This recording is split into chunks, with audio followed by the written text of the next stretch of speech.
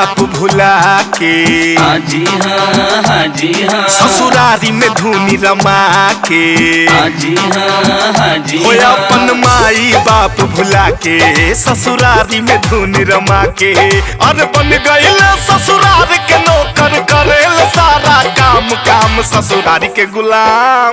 देखो जी ससुराल के गुलाम, ससुराल के गुलाम, देखो जी ससुराल के गुलाम। अरे अरे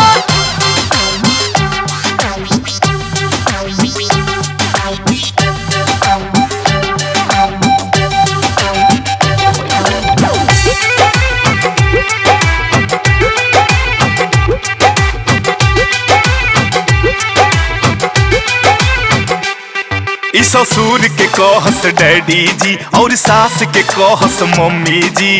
अपना घर में प्याज न छिलले, ससुरा में मौसमी जी। खूबे काम करेले, बड़ा नाम करेले, तर तरकारी राशन पानी इंतजाम करेले। हाँ जी हाँ, खूब बढ़ावेले अपन ससुरारी के नाम, नाम ससुरार के गुलाम।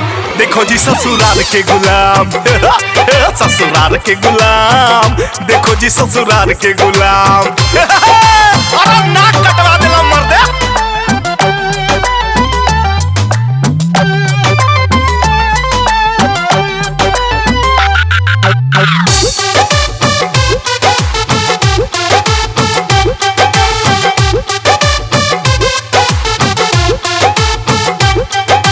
नफरत बाप महतारी से, बा प्यार बड़ा ससुरारी से।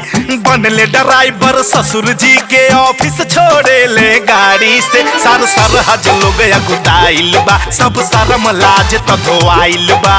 ससुरारी के चक्का चौंद में दमाद जी हेराइल बा। बन गइल बा ससुरारी ही अब ता चारों धाम धाम ससुरार के गुलाम।